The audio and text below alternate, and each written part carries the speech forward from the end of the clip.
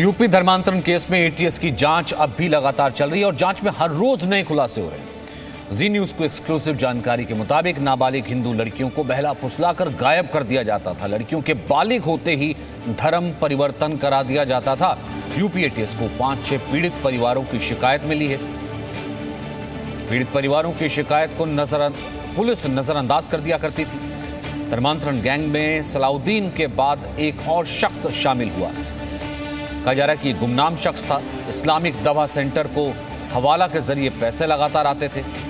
ATS Umar Gautam के 5-6 साथियों की तलाश में लगी हुई है। फिलहाल ये सूत्र कह रहे हैं नोएडा डेफ सोसाइटी के अलावा दिल्ली, गुरुग्राम में भी इस रैकेट के तार हो सकते हैं। उमर के घर से 1000 लोगों के धर्मांतरण के कागज मिले हैं और 500 से ज्यादा धर्मांतरण पीड़ित परिवारों ने एटीएस ने वेरीफाई किया है। उन परिवारों को बाकायदा वेरीफाई किया गया है। तो इनका मॉडस ऑपरेंडी क्या होता था? हिंदू लड़कियों को बहला फुसलाकर गायब करना, लड़कियों के बालिग होते ही धर्म परिवर्तन करा देना। यूपी एटीएस को 5-6 पीड़ित परिवारों की शिकायत मिली है। पुलिस पीड़ित परिवारों की शिकायत को नजरअंदाज कर देती थी। धर्मांतरण गैंग में सलाउद्दीन के बाद एक और शख्स शामिल हुआ था। कहा जा रहा है कि यह गुमनाम शख्स है। यही शख्स हवाला के जरिए पैसे देता था। एटीएस उमर गौतम के 5-6 साथियों की तलाश में लगी है। नोएडा डेफ सोसाइटी के साथ साथ दिल्ली, गुरुग्राम में भी इस रैकेट के तार हो सकते हैं। उमर के घर से 1000 लोगों के धर्मांतरण के कागज मिले हैं।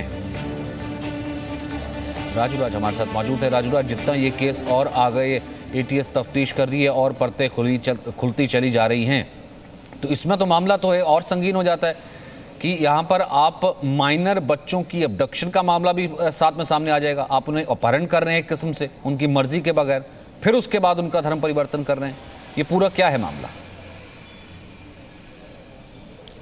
देखिए सचिन, जैसे जैसे यूपी एटीएस की जांच आगे बढ़ी है वैसे वैसे नए खुलासे हो रहे हैं। तमाम 5 से 6 ऐसी शिकायतें यूपी एटीएस को मिली है जो स्थानीय लोग, इसमें से सीतापुर आप का जगह है, लखीमपुर खीरी, तमाम ऐसे जगह पर हैं जहां पर नाबालिग हिंदू लड़कियों को बहला फुसलाकर प्रलोभन देके उन्हें गायब कर दिया जाता था और गायब करने के बाद जैसे ही वो लड़कियां बालिग होती थी उसका धर्म परिवर्तन कर मुस्लिम धर्म में कन्वर्ट किया जाता था। हालांकि ऐसी शिकायतें जब उनके पेरेंट्स ने लोकल पुलिस को दी तो लोकल पुलिस ने ये कह दिया कि तुम्हारी बेटी भाग गई होगी, इस तरह से कोई मुकदमा दर्ज नहीं हुआ। अब यही लोग यूपी एटीएस से बातचीत किए और उसके बाद यूपी एटीएस ने इसको संज्ञान में लिया और अब इस एंगल से भी तफ्तीश शुरू कर दी गई है। दूसरी सबसे महत्वपूर्ण बात है कि सलाउद्दीन की गिरफ्तारी गुजरात के बड़ोदरा से हुई थी। एक और बड़ा एक नाम है जो गुजरात से ही है, जो हवाला के जरिए उमर गौतम तक पैसे पहुंचाता था। इसके अलावा दिल्ली के अंदर 5 से 6 ऐसे उमर गौतम के साथी हैं जो डायरेक्ट इस्लामिक दवा सेंटर से जुड़े हुए थे। उमर गौतम से जो उसकी तलाश की जा रही है, उसके लिए अलग अलग जगह पर छापेमारी की जा रही है और इन्फॉर्मेशन गैदर किया जा रहा है। सबसे बड़ी बात यह है कि जो जितने डेफ सेंटर थे, पहले तो नोएडा का एक डेफ सेंटर सामने आया जिसके बाद इस पूरे मामले का खुलासा हुआ। इसके बाद दिल्ली के बीकाजी कामा पैलेस के पास एक डेफ सेंटर है, फरीदाबाद में है, गुड़गांव, तमाम डेफ सेंटर के अंदर लोगों का धर्मांतरण कराया जाता था। तमाम मुख्य बधिर छात्रों का सम्मेलन बुलाया जाता था, सम्मेलन के जरिए उन्हें माइंड वॉश किया जाता था।